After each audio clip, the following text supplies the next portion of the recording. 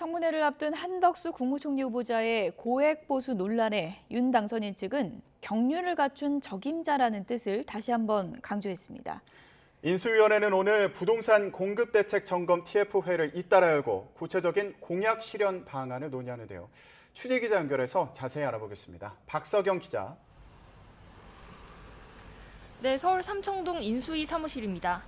네, 최근에 인선에 관심이 집중되면서 국회 인사청문회를 앞둔 한덕수 국무총리 후보자의 고액 보수 논란도 커지고 있는 상황입니다.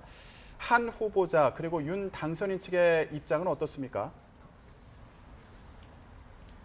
네, 말씀하신 것처럼 한 후보자는 김앤장에서 고문으로 재직하면서 18억 원을 받고 또 대기업 사회이사로 근무하면서 1년 동안 6천여만 원을 받아 고액 보수 논란이 제기됐는데요. 이와 관련해 한 후보자는 오늘 아침 출근길에서 별로 이야기할 것은 없다며 만약 청문회에서 질문이 있으면 답변드리겠다고 말했습니다. 배현진 신임 당선인 대변인도 오늘 아침 정례 브리핑에서 한 후보자에 대해 경륜을 갖춘 적임자라고 표현했습니다.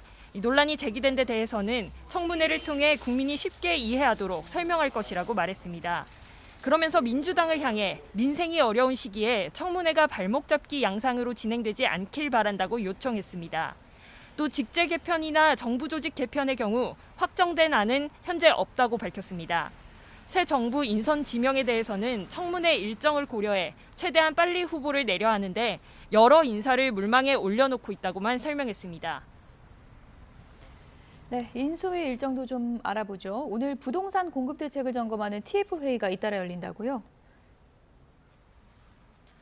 네, 인수위는 새 정부의 부동산 문제 해결을 위한 논의를 이어가는데요. 인수위 경제 2분과는 오늘 오전 국토교통부와 서울시가 함께하는 도심 주택공급 실행 TF 회의를 합니다.